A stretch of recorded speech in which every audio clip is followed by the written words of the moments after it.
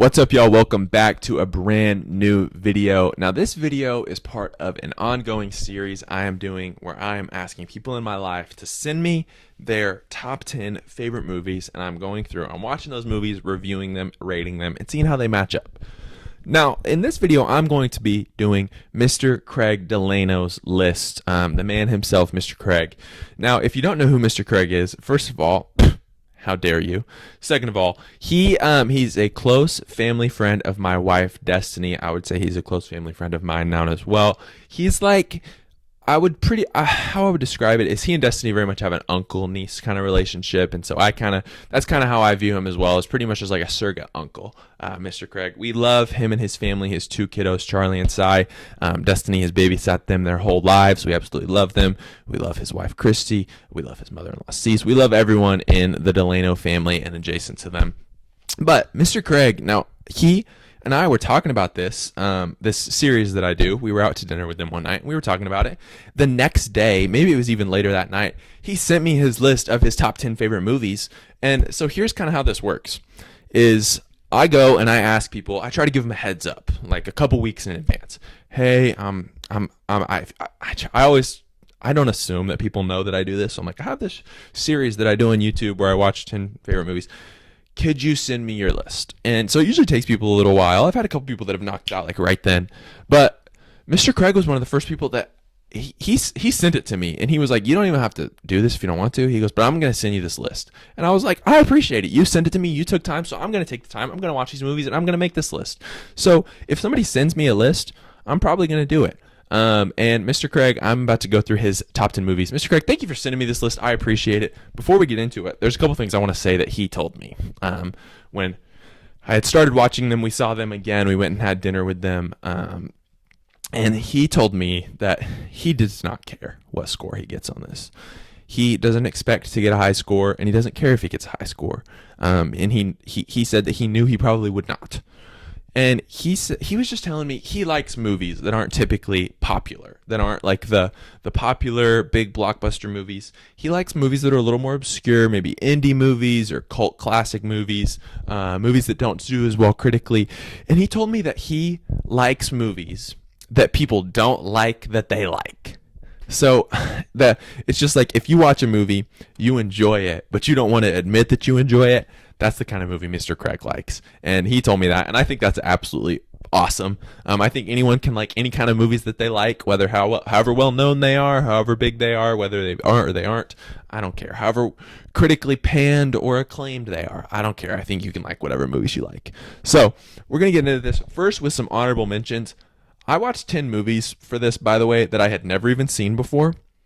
Five of them, I consider myself quite the movie guy now. Maybe it was 4 or 5 of them I had never even heard of prior to doing this. So that is awesome for me. I think that's cool. Now, his honorable mentions are 1984, Dracula Untold, which is the only movie on any of his lists that I had seen before. And I did rewatch it just for fun. Good movie. A Futile and Stupid Gesture, which I watched because it intrigued me. It's on Netflix if you're curious, and it is about the founding of the National Lampoon magazine, and that movie is hilarious. I really enjoyed it. The Other Guys, which I watched because it was on, I have like a list of like 1,000 movies that I want to watch, and this was on there, so I'm like, this is a good excuse to watch it. One of the funniest movies I've ever seen. I reviewed it on my blog. I'll put that review down in the description below if you're curious. And his other 2 honorable mentions, which I have not watched, are Jonah Hex and Apostle. So let's get into this list, starting with Bring Me the Head of Alfredo Garcia. So here we have a little neo-western. There's a handful of westerns on here, but we have a little neo-western about the hunt for the head of Alfredo Garcia. Now, this is one of the movies on this list that I had never heard of. And also, this is the kind of movie, if you like movies that are about the chase, and they're about a hunt, and it's like an ongoing pursuit, then you would probably enjoy this film. It doesn't necessarily feature any actors that I would consider A-list. There were a couple that I have heard of. I have heard of Warren Oates, couldn't have told you anything about him. I've heard of Gig Young, couldn't have told you anything about him. I know one of the actors in this, I don't remember what his name is in 12 Angry Men. I love that movie. And I know Chris Christopherson has a minor role in it. I've heard of him. I've heard. I know who Chris Christopherson is more as a singer than an actor, but I know he's in this. So I kind of like it though because it doesn't. You don't get distracted. Like, oh, there's so and so from that movie I watched, or from that TV show, or there's whatever. You don't get distracted because a lot of the actors you may not know who they are. I enjoyed this movie, but it was a little more on the slow side for me personally. So I'm going to give it a 5 out of 10.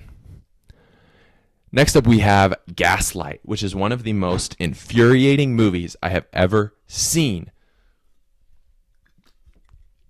Sorry. But that's exactly the point of this movie, is to infuriate you.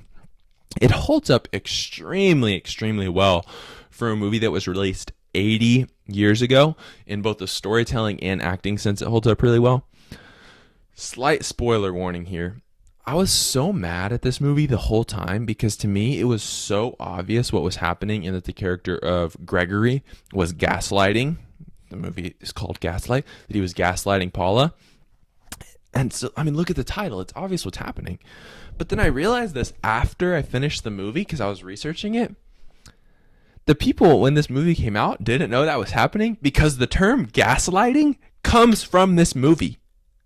That like blew my mind. I mean, it makes complete sense. Like that's a very random term to just like, but that, I think that's awesome. That's so cool that it came from a movie title and now it's just like a normal term. This is a good movie. 7.5 out of 10.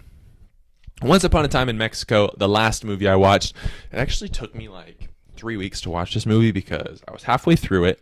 I rented it on DVD because if the movies aren't free to stream on a streaming platform that I have, then I rent them on DVD from the library because I don't really want to spend money. But I can only watch DVDs on my DVD player at home, right? You know, I can't watch them on my lunch break at work, which is when I watch a lot of movies or whatever. And, you know, at home, I'm not able to watch as many movies because, you know, I'm spending time with my family. Fair. And then I'm about halfway through this movie and my wife and I move. And so, you know, all of our stuff is packed up and then, you know, we got to unpack. And then, so I wasn't able to finish this movie for a while. I finally finished it. I know that this is the final entry of a trilogy. I have not seen the first 2 movies in the trilogy. I know the first one, the character of El Mariachi, which is played by Antonio Banderas in Desperado and this film. I know he's played by a different actor, but they all come from filmmaker Robert Rodriguez, who I personally know from Spy Kids. But I'll say I think I would have enjoyed this movie a lot more if it focused more on El Mariachi. But I understand that it was intentional by Robert Rodriguez. He said that it was intentional for him to take a little bit of a secondary role to some of the other characters. Now, this film also features performances from a ton of big names, so it's very star-studded. You got Salma Hayek, Johnny Depp, Mickey Rourke, Eva Mendes, Danny Trejo, Cheech Marin, very randomly, Enrique Iglesias, and Willem Dafoe. Willem Dafoe was great in this movie. But I enjoyed this movie. Again, I think I would have enjoyed it more if El Mariachi took a little bit more of a center stage. 6 out of 10. Next up, we have The Shootist. So this is a John Wayne film. So it's a Western, if you couldn't figure that out. No, I honestly genuinely do not know if I had seen a John Wayne movie before this, which is just an utter shame on my part because my nanny, my mom's mom, who is no longer with us, just absolutely adored him. And I have a lot of his movies, again, on that big list of movies I want to see. A lot of John Wayne movies are on there, but I don't know if I had seen any to this point. And while this is the first of his films that I've watched, it's actually his last role in a film before his death. So that's interesting. This film also features James Stewart, good old Jimmy Stewart, in one of his final roles. And there's an interesting backstory to this behind the scenes that Mr. Craig was telling me about. And I looked it up after as well. That James Stewart, he was pretty much retired at this point and came out of retirement to be in this movie. And he was in a few other roles after, but it was one of his last roles. But it also, he had really bad hearing impairment. And so it was very severe. And so he had to be visually cued on a lot of his cues to hit them on time. So that's just interesting. And that's why his role was fairly small. It also features performances from Lauren Bacall and a young Ron Howard. I would imagine this is in the Happy Days era. And I really enjoyed this film, and since the star of it was older, it couldn't focus on as much of the action as a lot of Westerns. It had to focus more on the storytelling and the relationship building than I feel like Westerns typically do. And I enjoyed that. And a fun fact about this is the Delanos. Their current dog is named Wayne after John Wayne, and their previous dog was named Books after the character Books, the star of this movie, played by John Wayne. So that's just fun. 8 out of 10. Next up, we have Cool Hand Luke, which is definitely one of the more commonly known films on this list. It's very critically acclaimed film. It focuses on what I think is always, and there's some of those topics that are just always interesting for a movie. I think prison is one of those. Paul Newman is great as the titular Luke. Features a great Oscar-winning supporting performance from George Kennedy, and I mean, it has one of the most famous lines in all of film. Now what we've got here is a failure to communicate, and it's a very timeless movie. 7.5 out of 10. Bubba Ho-Tep, which is definitely not only the weirdest movie on this list, but probably also one of the weirdest movies that I personally have ever watched. I'm not even going to tell you my thoughts on it or anything. I'm going to read you the plot, okay? After falling into a lengthy coma following a freak accident involving hip gyration, a now-aged Elvis Presley, played by Bruce Campbell, wakes up in the East Texas nursing home where he befriends Jack, played by Ozzie Davis, an African-American senior who claims to be President John F. Kennedy. After residents of their quiet retirement community start dying of dubiously unnatural causes, Elvis and Jack discover that the perpetrator is Bubba Ho-Tep, an Egyptian mummy with murderous intentions. I'm going to let that sink in for a second. 5.5 out of 10. But I like movies that have kind of a weird, just crazy out there concept, and this is definitely that. Next up, we have Jackie Brown. So I used to think, and I say used to, this was like a year ago, that I didn't like Quentin Tarantino. I knew I had movies of his that I enjoyed. But then I realized, and this movie kind of helped me realize it, I watched this and Pulp Fiction within a couple weeks of each other. I realized I actually really like Quentin Tarantino. There's just one of his movies, which was the first one I saw, that I don't like, Kill Bill. Now, Pam Grier and Robert Forster are both awesome in this film. It also features smaller but also really good roles played by Robert De Niro and Michael Keaton. And Samuel L. Jackson is also in this movie.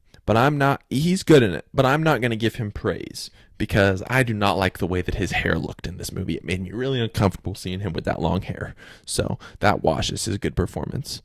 But jokes aside, this is a great movie. Good action, good storytelling. You get the various points of view. The ending is like the same thing happening from five different point of views. That's pretty cool. Satisfying conclusion. 8.5 out of 10. Next we have Blue Velvet. Only thing I knew about this movie going into it is that Dennis Hopper's Frank Booth is considered like one all-time movie villain. And I wasn't expecting such interesting and well-done acting jobs from a very, very young Laura Dern and Mr. Paul Atreides himself, Kyle MacLachlan. I think that's how you say it, MacLachlan. Now, if you enjoy a crime thriller, this movie is for you. If you enjoy a good, serious, not comedy, if you enjoy a good, serious mystery film, this movie is great for you. It definitely falls into that category of movies, though, that you're going to watch and you won't like that you like it. 7 out of 10. Sabata, which is another Western. Sabata is actually a spaghetti Western, which if you don't know what that means, it basically just means that it's a Western that was made in Europe by Italians. So, Italians, spaghetti, obviously. It features Lee Van Cleef as Sabata, who plays in a the most famous spaghetti Western. He is the bad in The Good, the Bad, and the Ugly. The character of Sabata is really cool. It's like seeing his accuracy while he's shooting and just like the way I like it. I like the trope in movies where it's like there's a character and everybody just knows who he is. Like he's not necessarily like famous, like he's not a famous person, but it's just like he's so legendary that everyone knows who he is, and that's how I feel like this is with Sabata. 6 out of 10. finally we have The Wicker Man. So it's now a staple in these lists for me to end it by discussing my surprise of the list. And here it is, The Wicker Man. By the way, this is the original, not the critically panned Nicolas Cage remake, the American remake with Nicolas Cage. I've heard of this film. I never thought I would like it. I'm not a big fan of horror. I wouldn't even consider this necessarily just a straight up horror movie, though. I think it's more of a thriller than anything else because it plays the long game and it just make you wonder what's going on. I would say it's more of like a mystery thriller than a horror movie. Also, cults kind of freak me out a little bit, which I feel like is fair. And so that I was a little skeptical. I'm like, I don't know if I'm gonna like this. Edward Woodward was great in the lead, but Christopher Lee, oh my gosh, he just shined in this movie as the villain. He's so good as the Lord is it the Lord of Summerisle or Lord Summerisle? Either way, he's like the leader of this cult, and he's just so good as this villain. I would definitely recommend this movie, especially if you're a fan of horror movies. I'm sure if you're a horror fan, you've seen this movie because I read a review of this movie that said that they consider it the Citizen Kane of horror movies. Be aware, though, obviously it's a little creepy if you're going to watch it, but I would definitely recommend it. I have a full review, like breaking it down on my blog that I'll link down below. It's there. Go click on it. 9 out of 10. So that brings Mr. Craig's total to a 70 out of 100, which does put him at the bottom of the list of 1, 2, 3, 4, 5, 6, 7, 8, 9, 10. That puts him in 10th place out of 10. Obviously, that's last place. I'm not going to sugarcoat that. But I will say this.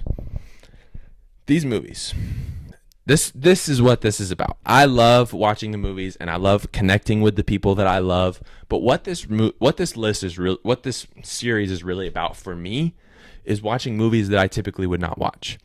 I typically would not have watched any of these movies. Some of them I enjoyed more than others. Some of them I thought were fine, and some of them, like The Wicker Man, I thought was great, right? And so this is what this is about, is watching movies that I would have not watched before, spreading these movies to you. Maybe you wouldn't watch them, and maybe you will now. If so, that's great. And so I just want to say that this is accomplishing what this is about. No shade to anybody else. I mean, like, if you like 10 popular movies and those are your top 10 favorite movies, that's fine. My list of my top 10 favorite movies are going to be 10 fairly popular movies. There's nothing wrong with that. But for me, this is cool because it's just 10 movies that I probably would have not watched otherwise. So thank you to Mr. Craig for putting this list together. Stay tuned for the next video in this series. Actually, one of his movies is paused. I can see it on the TV right there because I finished typing the script for this, so I wanted to come record it. Is my good friend Edmund Rocks, Edro Gaming himself. That is the next video I'm doing, so stay tuned for that. Anyways, this has been another episode of this series. Thanks for watching. Peace.